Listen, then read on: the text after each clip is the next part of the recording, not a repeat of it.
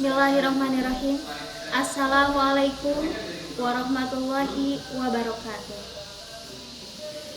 Innal hamdalillah nahmaduhu wa nasta'inuhu wa nastaghfiruh wa na'udzubillahi min syururi anfusina wa min sayyiati a'malina. Man yahdihillahu fala mudhillalah wa man yudlilhu fala hadiyalah.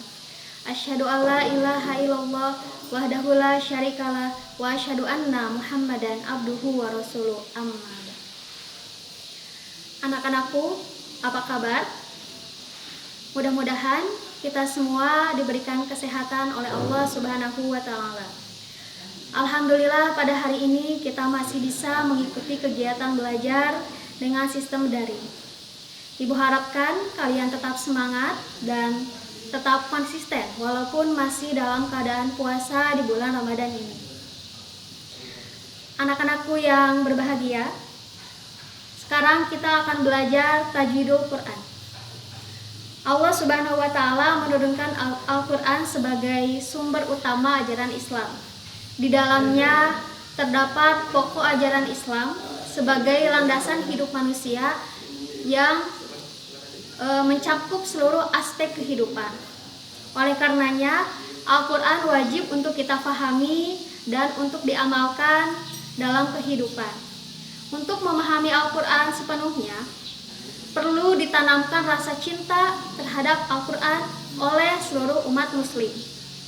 Maka, dengan adanya tajwidul Quran ini diharapkan menjadi upaya kita dalam mencintai Al-Quran, dalam menyenangi Al-Quran, serta membaca Al-Quran sesuai dengan kaidah semestinya.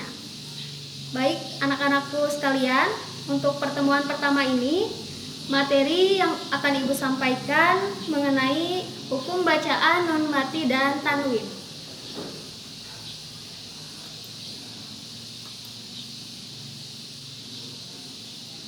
Bisa kalian lihat di sini, hukum bacaan nun mati dan tanwin ada 5. Yang pertama izhar halqi, yang kedua idgham bigunah, yang ketiga idgham bila gunah, yang keempat iqlab, dan yang kelima ikhfa hakiki.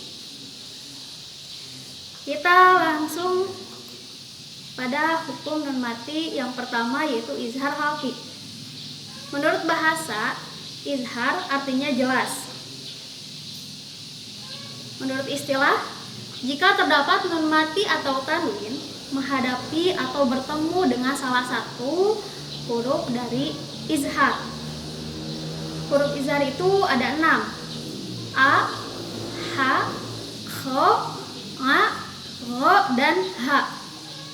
Bisa kalian lihat di sini hurufnya ada 6. Contohnya kita akan baca satu persatu. Di sini yang pertama tanwin menghadapi huruf Kho. Kho itu adalah huruf dari izhar, maka dibacanya harus jelas. Yauma idzin khosi'ah. Kemudian tanwin menghadapi huruf H. Salamun hiya. Tanwin menghadapi huruf Gho. Fadzon ghalidh. Dan tanwin menghadapi huruf A. Adzabun alim. Nun menghadapi huruf H. Min haitsu. Nun menghadapi huruf Kho. Min khasyati. Nun menghadapi huruf Ain. Min ainabit. Jadi semua contoh izhar itu harus dibaca jelas. Nunnya jelas. Min harus dibaca jelas. Sekarang kita baca satu persatu. Ibu satu kali di sini, kalian ikuti di rumah. Yauma idzin khosi'ah. Salamun hiya. Lanjut. Fadzon ghalidha. Adzabun alim. Min haitsu. Kemudian min khasyati. Min inabin. Ya, baik. Itu pembahasan hukum nun mati yang pertama. Yang selanjutnya hukum nun mati yang kedua, yaitu idgham bigunah. Menurut bahasa, idgham itu memasukkan. Sedangkan menurut istilah, apabila nun mati atau tanwin menghadapi salah satu huruf idgham bigunah, kemudian cara membacanya dileburkan atau didengung, atau pengucapan dua huruf yang dibaca tasydid. Jadi membaca idgham bigunah itu tidak seperti izhar.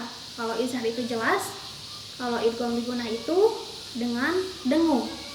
Huruf idgham bigunah ada 4, yaitu huruf ya, nun, mim, dan huruf waw. Di sini contohnya ada 6. Tanwin menghadapi huruf ya. Syarrayyarah, amilatun nasibah. Kemudian nun menghadapi huruf wa. Miwaroi. Kemudian tanwin menghadapi huruf ma. Ajalim musamma. Kemudian nun menghadapi huruf ya. Mayyakulu. Nun menghadapi huruf na. Min nikmatin. Jadi jelas ya, di situ membacanya didengungkan.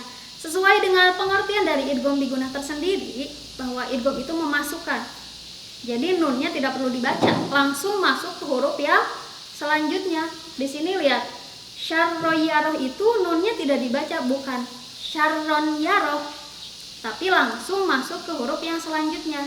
Syarroyaroh, seperti itu ya.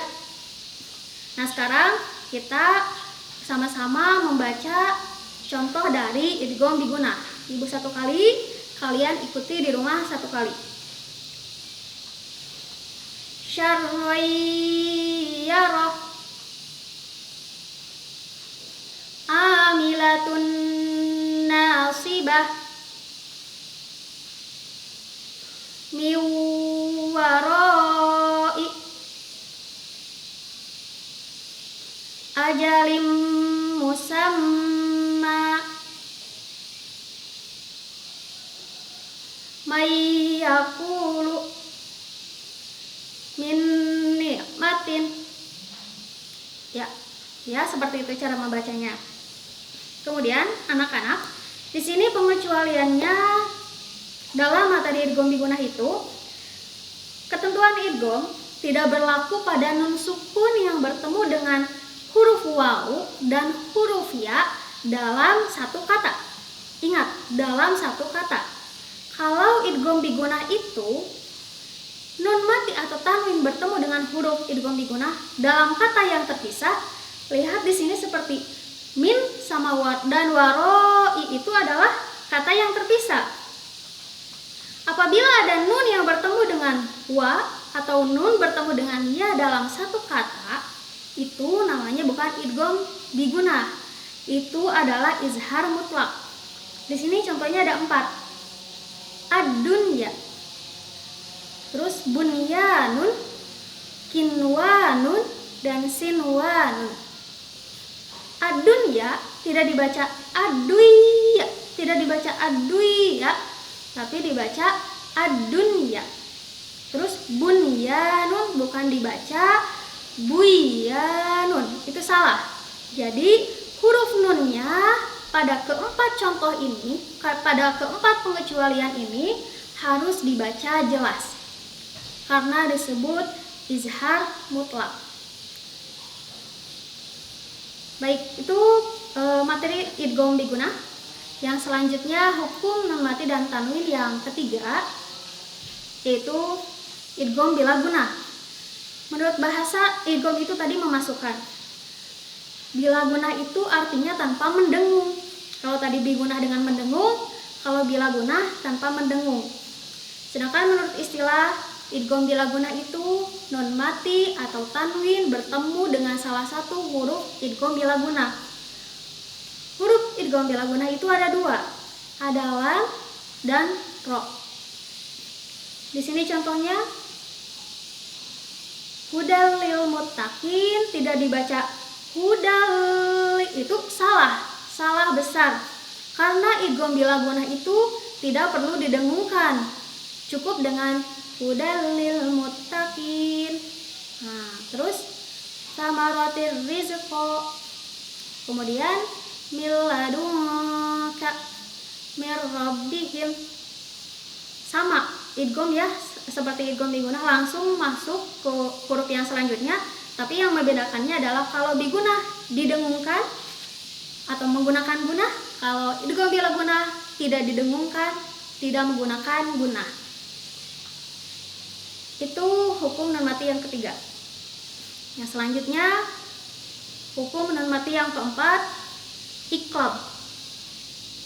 Iqlab menurut bahasa artinya membalikan. Menurut istilah, jika nun tanwin atau nun mati atau tanwin yang bertemu dengan huruf iqlab, dibacanya menjadi mim. Hurufnya hanya ada satu ba. Lihat di sini contohnya.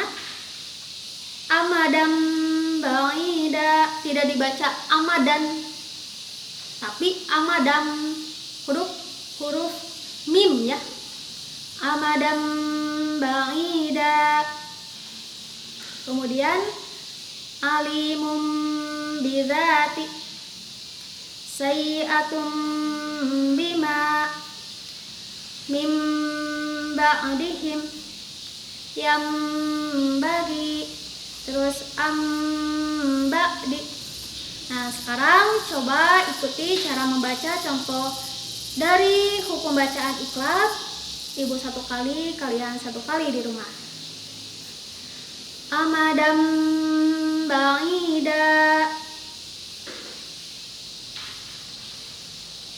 alimum bidzati sayyi'atum bima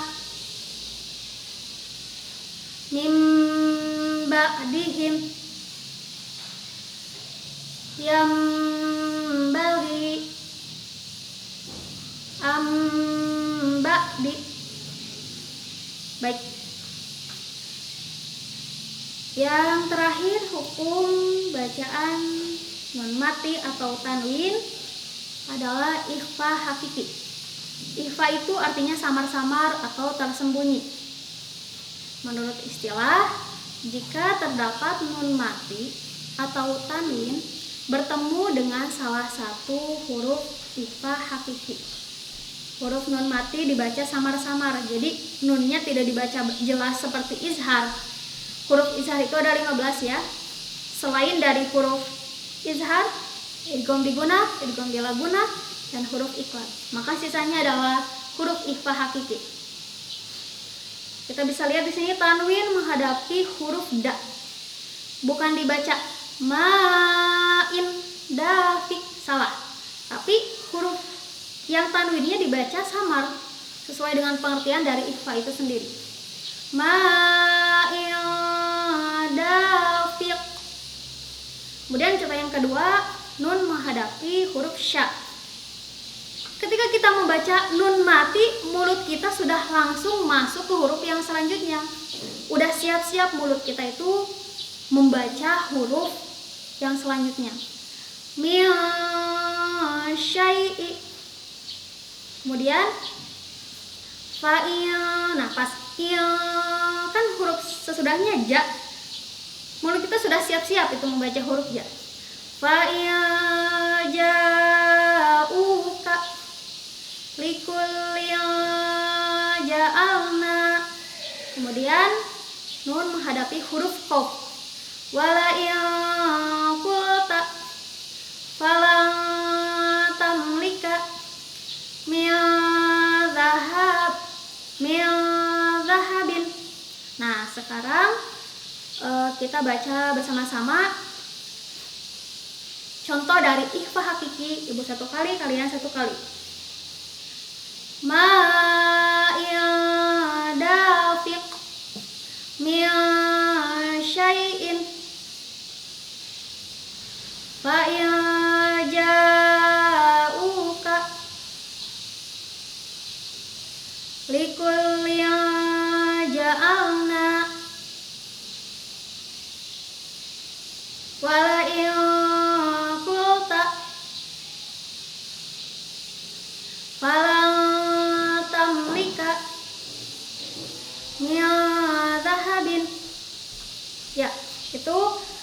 materi terakhir dari hukum nun mati atau tanwin. Di sini kita bisa lihat surat Al-Qadariyah. Di sini ada 5 ayat. Coba kalian cari hukum nun mati atau tanwin pada surat berikut. Silakan kalian cari dulu.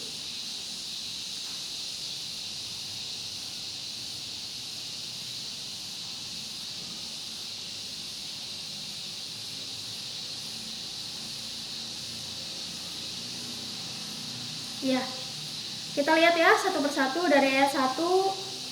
Di sini ada nun mati menghadapi huruf za. Anzalnahu itu adalah contoh dari ikhfa hakiki, betul. Kemudian yang kedua di sini wama adraka ma lailatul qadar, tidak ada contoh dari hukum nun mati atau tanwin. Yang ketiga tanwin menghadapi huruf mim. Khairum atau idgham bigunah. Min a adalah contoh dari izhar. Kemudian yang ayat keempat tanazzalul malaikatu warruhu fiha biizni rabbihim min kulli amr.